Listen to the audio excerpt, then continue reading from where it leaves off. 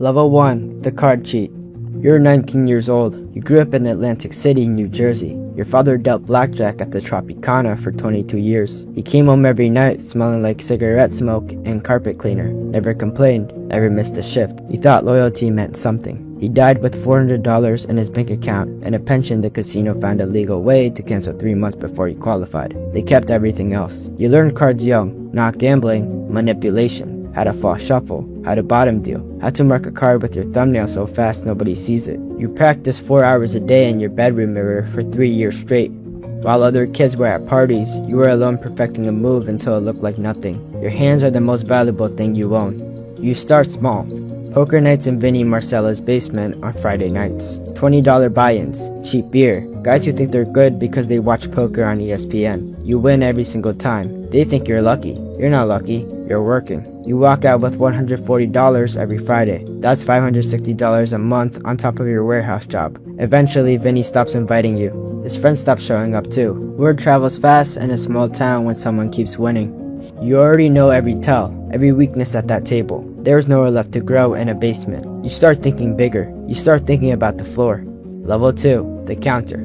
You're 22 years old. You've been reading everything you can find. Edward Thorpe's Beat the Dealer, Stanford Wong's Professional Blackjack. You understand now that blackjack isn't pure chance. The deck has memory. When high cards are gone, the house wins more. When low cards are gone, the player wins more. Count what's left, and you already know what's coming before it arrives. You develop a high-low system. +1 for low cards, -1 for high cards. Keep a running count in your head while holding a conversation, while ordering a drink, while tipping the waitress like you don't have a care in the world. You practice at home with the TV blaring, and a friend talking directly in your face until the count becomes automatic, like breathing, like blinking. You walk into the Borgata with $500 and a plan. You sit at a $10 table. You wait. You're patient. When the count climbs to +12, you push $200 forward like you're feeling spontaneous. You win. You walk out 3 hours later with $1,400. You don't celebrate. You go home and practice more. Over the next year, you clear $2,000 a month. Technically clean money. Card counting isn't illegal. The casinos hate it, but they cannot arrest you for thinking. What they can do is watch you, study you, build a file. You don't know it yet, but somewhere in the Borgata's back office, a pit boss has already written your description on a note card. Level 3, the team.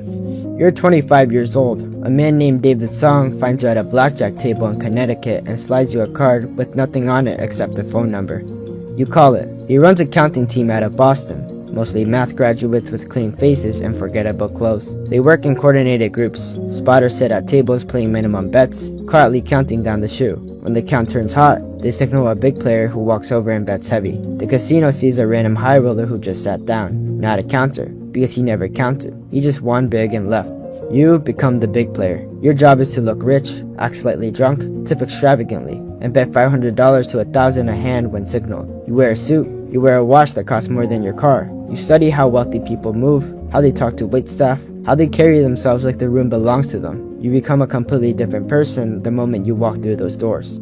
The team clears $40,000 in 1 weekend in Las Vegas. Your cut is $8,000, more than 4 months at the warehouse. You do this 15 weekends a year across 6 cities: Atlantic City, Las Vegas, Biloxi, Tunica, Windsor, Montreal. You're making $120,000 a year and paying taxes on a fictional sales job. You're 25 years old and you feel untouchable. But casinos share information, and they always have. Pit bosses talk, surveillance footage moves between properties overnight, your face starts showing up in binders. Song gets banned from every MGM property in 1 week. 3 team members get backed off the same weekend in Vegas. The window is closing, and everyone can feel it. Level 4, the mechanic.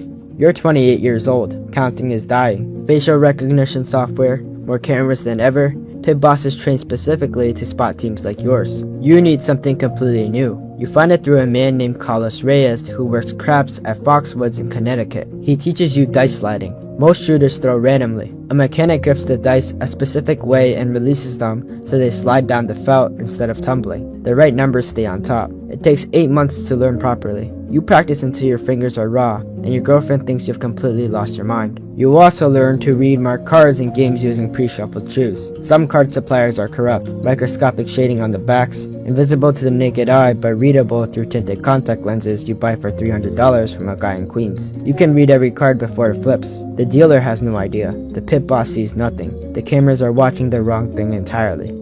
Counting was your brain against their math. This is something else. This is fraud. If they catch you now, it's handcuffs, federal charges, and a cell. You push the thought down every time it surfaces. The money is too good to stop, and you know it.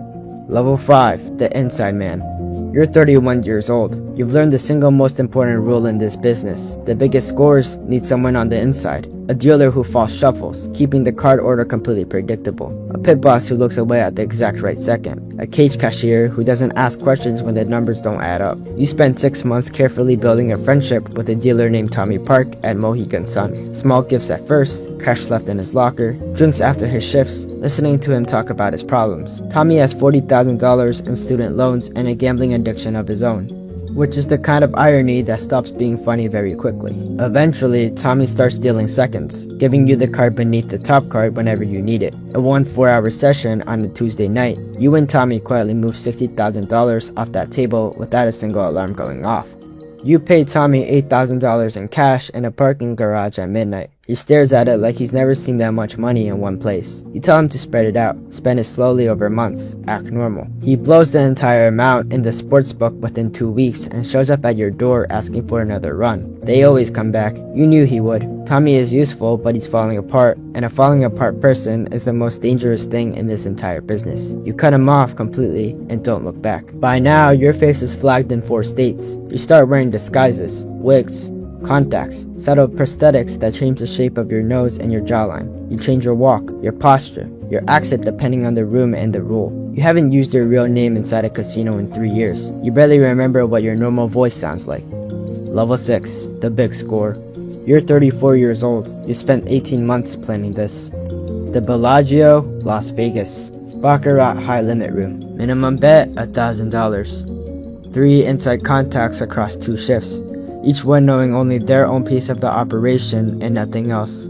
The dealer switches in a cooler, a pre-stacked deck, at a precise moment during the shoe. The security guard loops 4 minutes of surveillance footage during the switch, a window so small that nobody would think to look for it. The cage supervisor processes 400,000 in fraudulent chips without triggering a single flag.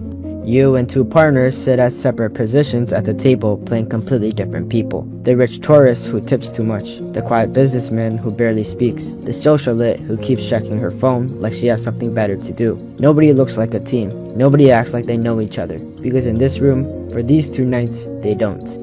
Over Friday and Saturday night, you walk out with $380,000. Your cut is $95,000 in 48 hours. On Sunday morning, you sit on a plane staring at the Nevada desert below and replay every moment of those 2 nights in your head. Every variable, every near miss, every second where it could have gone sideways and didn't. Your hands are completely steady. That's what scares you. You're not nervous anymore. You feel nothing. That's when people make mistakes. 3 things went slightly wrong during the operation. You just don't know it yet.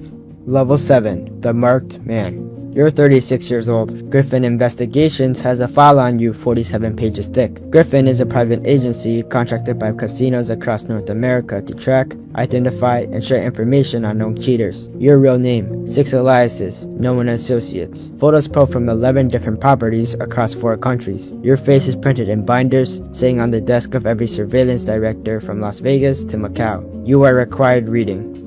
The dealer from Bellagio talked, not right away, not to the FBI, but to the wrong person during a bad night in the sportsbook when he was down $3,000 and thought the information was worth something. It was, just not for him. Word moved fast through the right channels. The Nevada Gaming Control Board opened a formal investigation 5 months after the score. You find out through a contact still working in the industry who calls you from a payphone on a Tuesday morning. 3 weeks, he says, maybe less. Then he hangs up. You have $340,000 split across 4 storage units and 2 safe deposit boxes under different names. 3 passports, 1 real, 2 that have cleared international airports without a single glance. A bag already packed and sitting in the trunk of your car. You packed it 2 years ago on a quiet Sunday afternoon because some part of you always knew this call was coming and you wanted to be ready when it did. You sit in your apartment for the last time. You look around at what 17 years bought. Nice furniture, a watch collection laid out in velvet case, framed art on the walls that you purchased because it seemed like something a successful person would own. None of it means a single thing right now. You cannot take any of it. You leave it all exactly where it is. Your father dealt honest cards for 22 years and died with nothing. You cheated for 17 years and you're running for your life with a duffel bag of cash, a fake name, and no city in mind that feels safe enough to stop moving. You told yourself for years that you were smarter than the house. You had contingencies. You had exits. You had a plan. You were going to be the one exception. The house doesn't beat you with better odds. It beats you with time, with patience, with investigators who get paid whether you're caught this month or 5 years from now. They never run out of money. They never stop. They don't need you to make a mistake. They just need to wait long enough for you to make one. You knew that from the very beginning. You just thought you were different. You weren't.